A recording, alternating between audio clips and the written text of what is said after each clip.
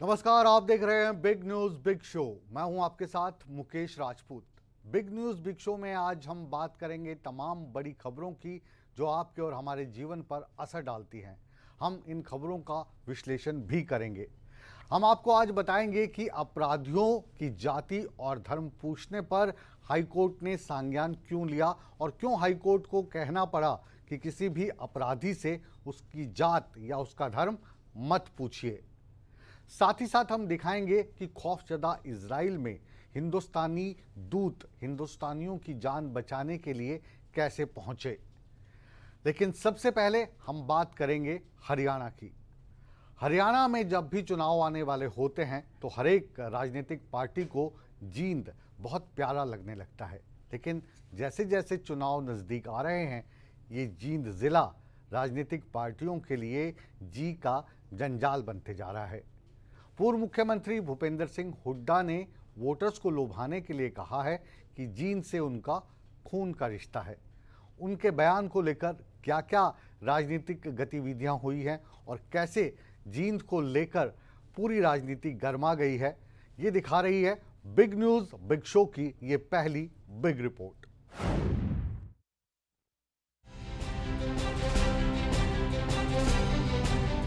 पिछले कुछ सालों से हरियाणा की सियासत में प्रदेश का जींद जिला हाशिए पर रहा है। जींद के विकास को लेकर वादे और दावे तो बहुत किए गए, लेकिन 9 साल पहले तक जींद को उपेक्षा ही झेलनी पड़ी है। 10 सालों तक हरियाणा की हुकूमत संभाल चुके पूर्व मुख्यमंत्री भूपेंद्र सिंह हुड्डा एक बार फिर जींद की जनता को रिझाने में लगे हैं।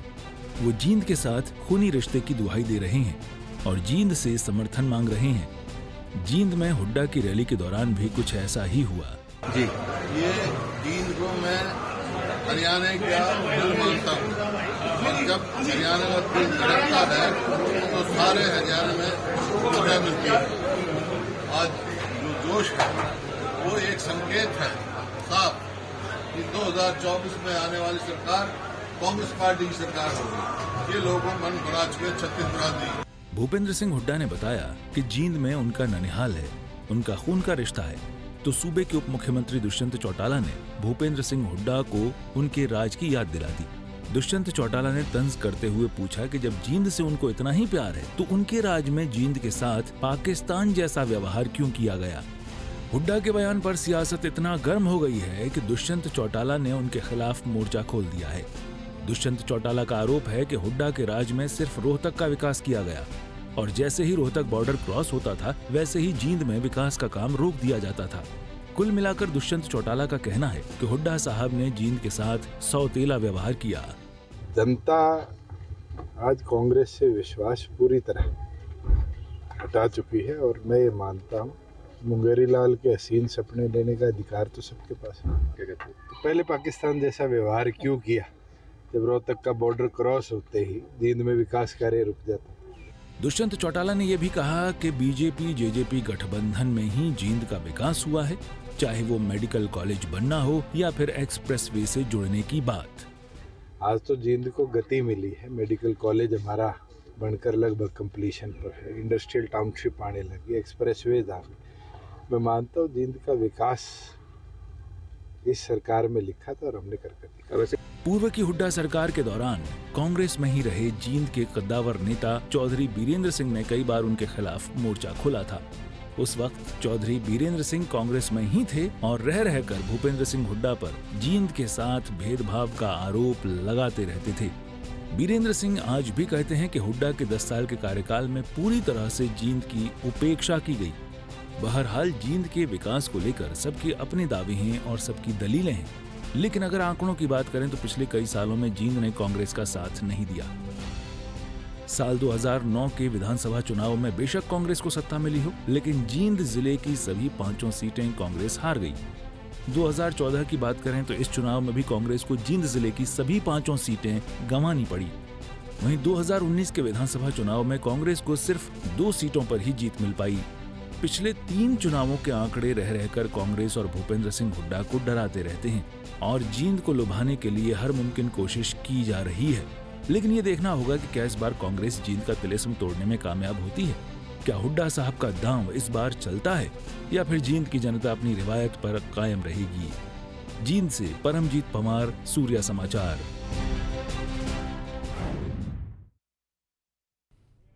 हिंदुस्तान की राजनीति में जाति और धर्म सबसे महत्वपूर्ण है और इन्हीं मुद्दों को लेकर लगातार राजनीतिक पार्टियां अपनी अपनी सियासी रोटियां सेकती आई हैं। लेकिन अब कहा गया है जाति या धर्म किसी भी अपराधी का ना पूछा जाए। पहले कहावत आपने सुनी होगी, जाति ना पूछो साधु की। लेकिन अब पंजाब हरियाणा हाई कोर्ट ने ये सख्त लहजे में कहा है कि किसी भी अपराधी से उसकी जाति या उसका धर्म ना पूछा जाए।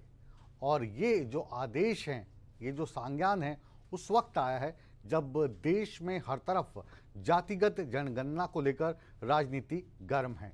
कुछ दल कह रहे हैं कि जातिगत जनगणना होनी चाहिए, तो कुछ कह रहे हैं जातिगत जनगणना से देश को, प्रदेश को और भाईचारे को बांटने का काम हो रहा है। पूरा क्या मामला है, एक बार फिर हम आपको दिखाने जा रहे हैं बिग न्यूज बिग शो की इस दूसरी बिग रिपोर्ट के जरिए।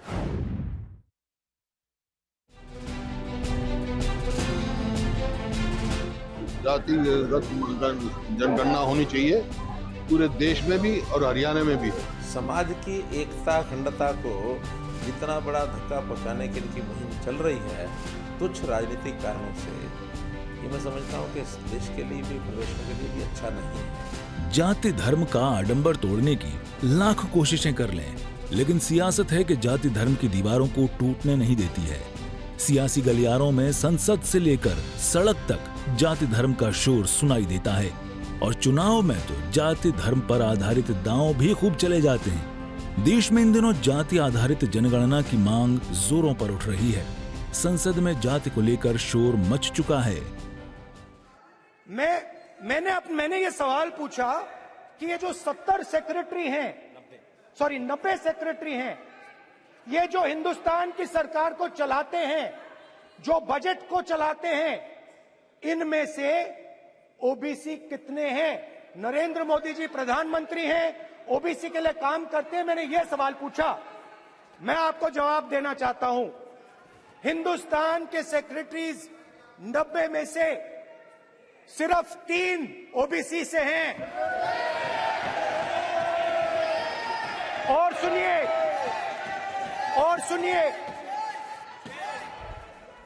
सुनिए, नहीं घबराइए मत, डरो मत।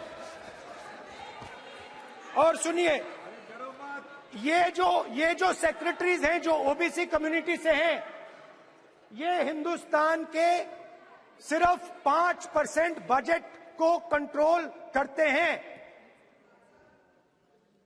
मतलब अगर हिंदुस्तान का बजट 44 लाख करोड़ का है, तो ये 2.47 लाख करोड़ मतलब 5% कंट्रोल करते हैं। केंद्र सरकार पर दबाव बनाने के लिए बिहार की नीतीश सरकार ने आनन फानन में जाति आधारित सर्वे भी करवा लिया और उसका डेटा सबके सामने रख दिया। साथ ही मांग की कि केंद्र भी जातिगत आधार पर जनगणना करवाए। सब कुछ का जो कराया गया, तो ये पूरा का पूरा करके जो भी रिजल्ट आया है, आप उसके बाद सबकी आर्थिक स्थिति का एक एक परिवार का भी ले लिया गया, तो करके भी सब कुछ उसको भी कर रहा है, सबको जानकारी भी दे देगा। तब हमको कोई पता नहीं क्या लगा। हम तो आपको कह रहे हैं कि जो हम लोग बिहार में कर रहे हैं, कोई आज तक किया है बिहार में जितना बढ़िया होगा, और इसके बारे में हम लोग जो उसके हित में कोई भी काम सभी जातियों का, ये नेम कर रहे हैं, एक ही बात हम कर रहे हैं, सबके हित में जो काम आगे बढ़ेगा तो वो हम लोग करेंगे। अब बाकी उन लोगों को अभी तक नहीं किया, बोलिए ना भाई 10 में तो मान लीजिए कि जाति आधारित नहीं हुआ, हम लोग का बात नहीं करना, जनगणना तो होना चाहिए था ना, तो नहीं ना हुआ। आरक्षण करना ना चाहिए, हम लोग कहाँ से डिमांड कर रहे हैं? आज से हम लोग डिमांड कर रहे हैं, जरा सा हमारा पुरनका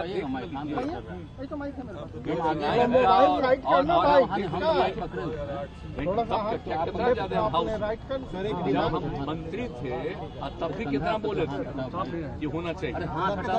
समझिए, शुरू से हम लोग इस बात को कह रहे हैं। अब बिहार ने जातिगत सर्वे करवाया तो गैर बीजेपी शासित कई राज्य जनगणना करवाने को तैयार हैं।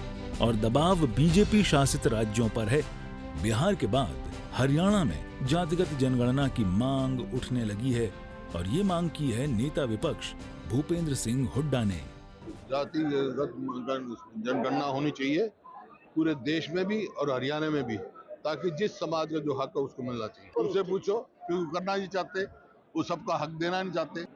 जातिगत जनगणना होनी चाहिए पूरे देश में भी और हरियाणा में भी, ताकि जिस समाज का जो हक है उसको मिलना चाहिए। उनसे पूछो क्यों करना नहीं चाहते, वो सबका हक देना नहीं चाहते। हालांकि हरियाणा के मुख्यमंत्री मनोहर लाल का कहना है कि जाति आधारित बातें करके कांग्रेस प्रदेश का माहौल खराब करना चाहती है और कांग्रेस की मंशा हर किसी को पता है।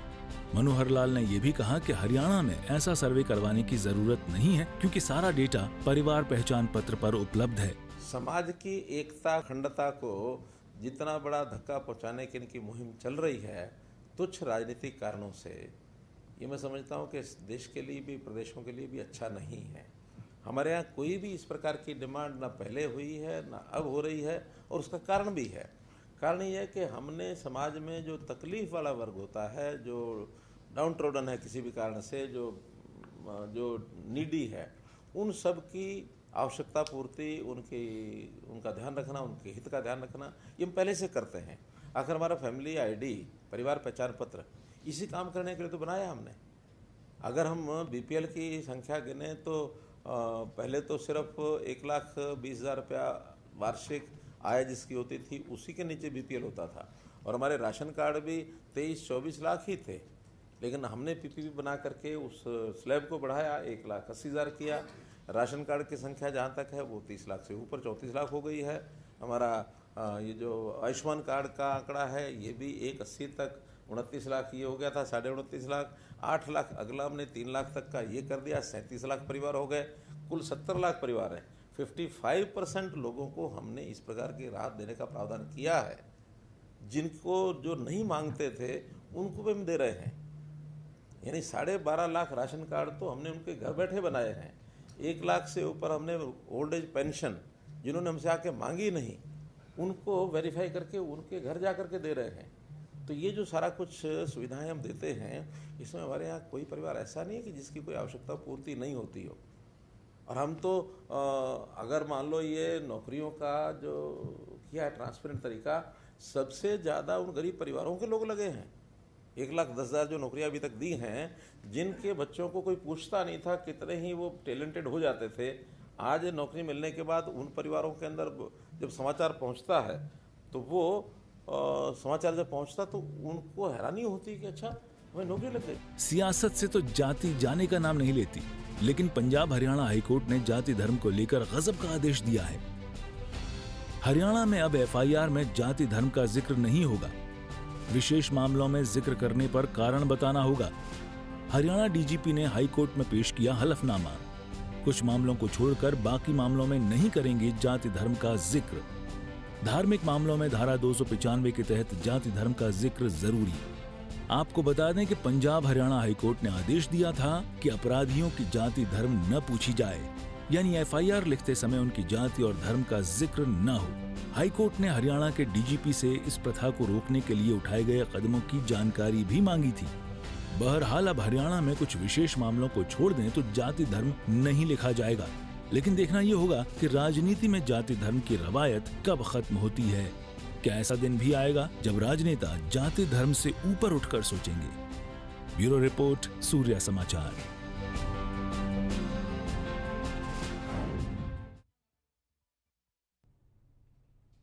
और इस जाति और धर्म की राजनीतिक जंग के बाद अब बात करते हैं उस असली जंग की जिसने पूरी दुनिया में कोहराम मचा रखा है, टेंशन बढ़ा रखी है।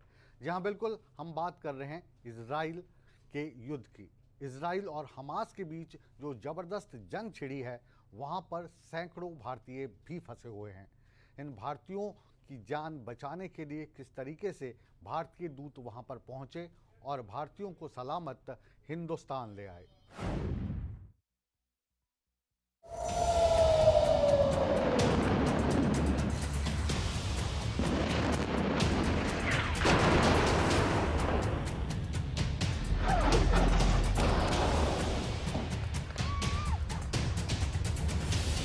बमबाजी, रॉकेट लॉन्चर, मिसाइल, हर तरफ विस्फोट, हर तरफ दहशत, चीख पुकार, यलगार, ललकार और तबाही का मंजर। यह आलम है इजराइल और हमास के बीच युद्ध का। हमास ने इजराइल पर हमला किया तो इजराइल ने हमास को हमेशा के लिए मिटाने की शपथ ले ली। इजराइल ने शपथ ली है कि वो ऐसा सबक सिखाएगा कि कई जन्मों तक हमास को याद रहेगा। इसके बाद से ही इजराइल का अटैक जारी है। इजराइल गाजा पर चढ़कर गरज रहा है, बम बरसा रहा है, रॉकेट दागे जा रही हैं और हमास आतंकियों को ढूंढ ढूंढ कर मारा जा रहा है। इजराइल के हमले का हमास जवाब भी दे रहा है और दोनों तरफ मौत का मंजर देखने को मिल रहा है। बड़ी बड़ी इमारतें चुटकियों में तबाह की जा रही हैं। आतंकी ठिकानों को ध्वस्त किया जा रहा है। इजराइल ने ठान लिया है कि वो हमास को बर्बाद करके ही छोड़ेगा और 7 दिनों से इजराइल लगातार हमले कर रहा है।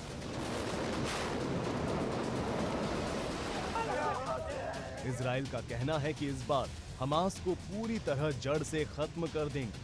किसी तरह का समझौता किए बिना इजरायली सेना पूरी ताकत से गाजा में हमास के खिलाफ ऑपरेशन चला रही है।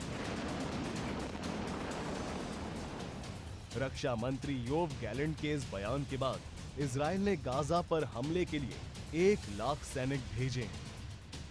3,60,000 से ज्यादा रिजर्व सैनिकों को जुटाया जा रहा है। सभी को अंदेशा है कि इजराइल गाजा पर जमीनी कब्जा करने जा रहा है। इस युद्ध में जान और माल की दोनों तरफ से नुकसान हो रहा है। जहां बड़े पैमाने पर हमास के आतंकी मारे गए हैं, वहीं इजराइल के सैकड़ों लोग भी अपनी जान गंवा चुके हैं। इजराइल की जनता दहशत में है और दहशत में वहां रह रहे हिंदुस्तानी भी हैं। हालांकि हिंदुस्तानियों को सकुशल भारत लाने के लिए भारत सरकार ने बड़ा ऑपरेशन चलाया है। We will share with you information about further flights as they are finalized. This is still an evolving situation. You are aware, External Affairs Minister took a preparatory meeting earlier in the day. We're also in touch with our, of course, with our embassy in Tel Aviv, our representative office in Ramallah, as well as with our neighboring, the missions in our neighboring, in the neighboring countries there, particularly Jordan, Syria, Egypt, etc. And we are keeping a close watch on developments as well as what steps we need to take to assist Indian citizens who are in Israel. हिंदुस्तानियों को महफूज भारत लाने के लिए हिंदुस्तानी दूत Israel के खौफनाक मंजर में पहुंच चुके हैं और भारतीयों की वापसी भी शुरू हो चुकी है। ऑपरेशन अजय के तहत पहला जत्था इजराइल से भारत पहुंचा, जिसमें 212 लोग शामिल हैं। इजराइल के खौफनाक मंजर से निकलकर हिंदुस्तान पहुंचने पर इनमें खुशी की लहर है।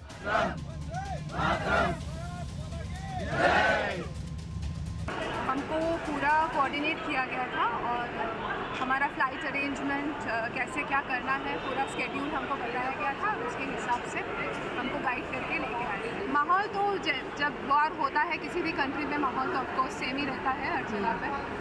और हाँ, काफ़ी डरावना था। Anyways we have come out of that. Indian government हम लोग के बारे में सोचती है, एटलीस्ट कि हम लोग हैं वहाँ पे, हम लोग के बारे में चिंता करती है, हमें लाने के लिए सोचती है, मिशन चलाती है। बहुत अच्छा लगता है। इसी की वजह से हम लोग ज़्यादा चिंताएं में थे क्योंकि इसको लेके शेल्टर में जाना थोड़ा डिफिकल्ट हो जाता है। आप लोग वहाँ पे किस चीज़ की पढ़ाई कर रही हैं? हम लोग वहाँ पोस्ट डॉक है, after PhD post doc research कर रहे हैं। तो इजराइल और हमास के बीच छिड़ी जंग दुनिया भर के लिए चिंता का विषय है। इसके साथ ही सभी देशों को यहाँ रहने वाले अपने नागरिकों की भी चिंता खाई जा रही है। यहाँ भारतीयों की भी अच्छी खासी संख्या है। जिसे लेकर चिंता बढ़ती जा रही है। भारत सरकार ने अपने नागरिकों को इस जंगी माहौल से बचाने के लिए अपना पहला कदम उठा लिया है। अपनी पहली प्रतिक्रिया के तौर पर भारत सरकार ने ऑपरेशन अजय शुरू कर दिया है। ऑपरेशन अजय के तहत इजराइल में फंसे भारतीय नागरिकों को स्वदेश लाया जा रहा है। सरकार ने ऐसा कंट्रोल रूम भी बनाया है जो 24 घंटे तक एक्टिव रहेगा। इसके जरिए वहां के हालात पर पूरी नजर रखी जा रही है। जानकारी के मुताबिक इजराइल में इस समय करीब 18,000 भारतीय रह रहे हैं। गाजा में इजराइल पूरे दम से चढ़ाई कर रहा है। इजराइल को अमेरिका समेत कई देशों का खुला समर्थन मिल रहा है। वहीं मुस्लिम देश गाजा पट्टी के सपोर्ट में खड़े दिख रहे हैं। लेबनान से भी तनाव बढ़ने की आशंका जताई जा रही है। ऐसे में सभी भारतीयों की वापसी सुनिश्चित करवाई जा रही है। ब्यूरो रिपोर्ट, सूर्या समाचार।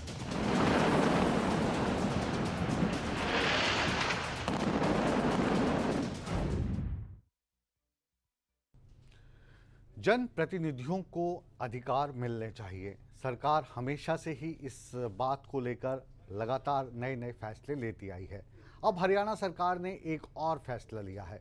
इस फैसले के मुताबिक अब मेयर्स को ये पावर दी गई है कि वो जूनियर इंजीनियर स्तर के अधिकारियों को सस्पेंड कर सकते हैं। बहरहाल मेयर्स को जो ये पावर मिली है, सस्पेंशन का जो अधिकार मिला है, अब देखना ये होगा कि इस हथियार का कहीं मेयर्स दुरुपयोग तो नहीं कर पाएंगे।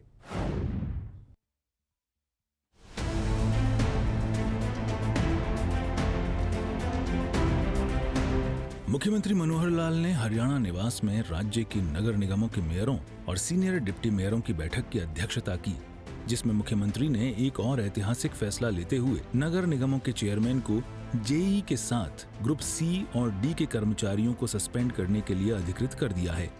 आइए जानते हैं इस बैठक में और कौन से फैसले लिए गए। मेयर जेईई और ग्रुप सी और डी कर्मचारियों को सस्पेंड कर सकेंगे। मेयर की प्रशासनिक स्वीकृति 2.5 करोड़ से बढ़कर 10 करोड़ हुई।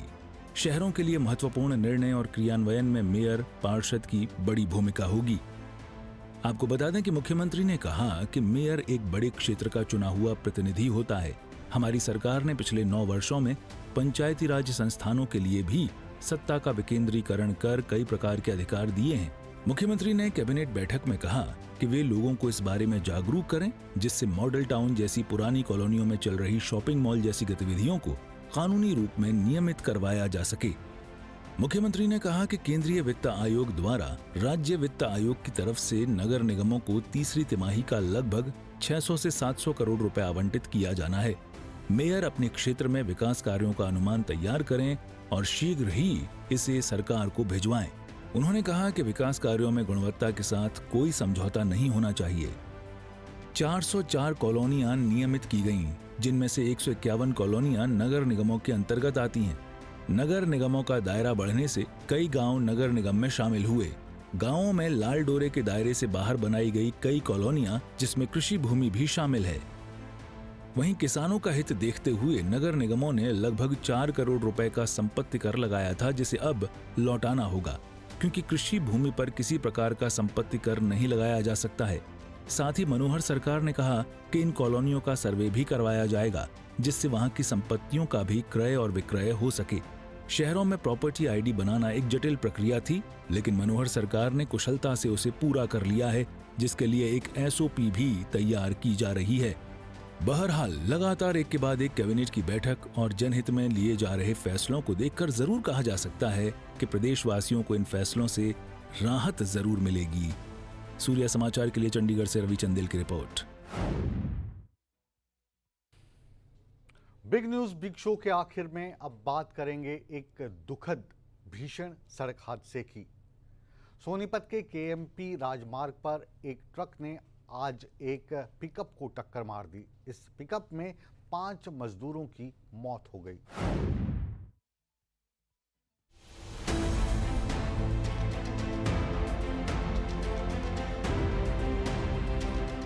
ये तस्वीरें हैं कुंडली मानेसर पलवल एक्सप्रेस वे की, जहां एक दर्दनाक हादसा हो गया। दरअसल झज्जर के गांव रैया का रहने वाला विजय कुमार अपनी पिकअप गाड़ी लेकर उत्तर प्रदेश गया था। वहां से वो धान काटने के लिए मजदूरों को लेकर लौट रहा था।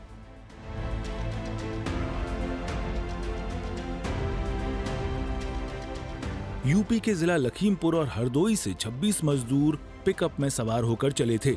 शुक्रवार सुबह जब उनकी गाड़ी गांव पिपली के पास पहुंची तो चालक ने गाड़ी रोक दी। इस दौरान मजदूर बाहर उतर गए थे। इसी बीच तेज रफ्तार ट्रक ने गाड़ी को पीछे से भयंकर टक्कर मार दी। टक्कर इतनी जबरदस्त थी कि गाड़ी के परखच्चे उड़ गए और गाड़ी पलट गई, जिसमें 5 मजदूरों की मौत हो गई और कई मजदूर गंभीर रूप से घायल हो गए। मुझे झज्जर जा रहे थे धान काटने, 33 हम लोग उधर हैं, पीछे जट मार दिया ट्रक वाले ने। 33 में 5-6 बच्चे हैं, सारे घायल हैं। 3 में 4 तो मर गया, 2 बचने वाले नहीं बेचे हैं। 8:30 बजे शाम को 6 बजे सुबह तो वही खड़ी है, वो तो खाई नहीं पड़ी है। डाला है जो उसको बोलता है पिकअप, वो एक ट्रक वाला था। यहाँ धान काटने आ रहे थे हम लोग अपने सहीजापुर से पीछे।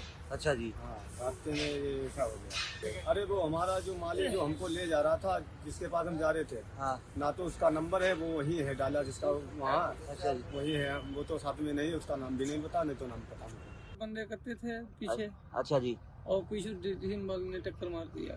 4 आदमी 4। हाँ, बाकी 5-6 बंदे घायल हो गए। यूपी से जीरी काटने। कहाँ? झज्जर। ये हमारे पास जो इन्फॉर्मेशन आई है, ये कोई बोलेरो पिकअप था, इसको पीछे से डंपर ने टक्कर मारी थी। तो तकरीबन 2 हमारे पास ब्रॉड डेड आए हैं, जिनकी हमने पीआई कर दी है, पुलिस को इन्फॉर्म कर दिया है। और 21 या 22 के करीब हमारे पास इंजर्ड है टोटल, जिनको हमने फर्स्ट एड देके पीजीआई रोहतक के लिए रेफर कर दिया है। ये पता चला है कि कोई ये धान काटने की लेबर थी।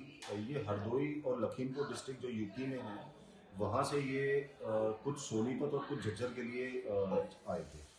तो यही हमारे पास जो इन्फॉर्मेशन आई है फिलहाल तो यही है। और इनका पीछे से जो सवारी कोई बोलेरो पिकअप है, उसमें ये बैठ के आ रहे थे और पीछे से किसी डंपर ने इनको टक्कर मारी है। फिलहाल पुलिस ने मामला दर्ज कर लिया है और जांच शुरू कर दी है। सन्नी मलिक, सोनीपत।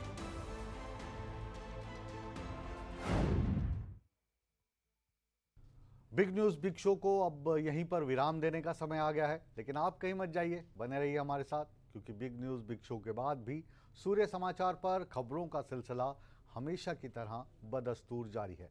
बने रहे हमारे साथ।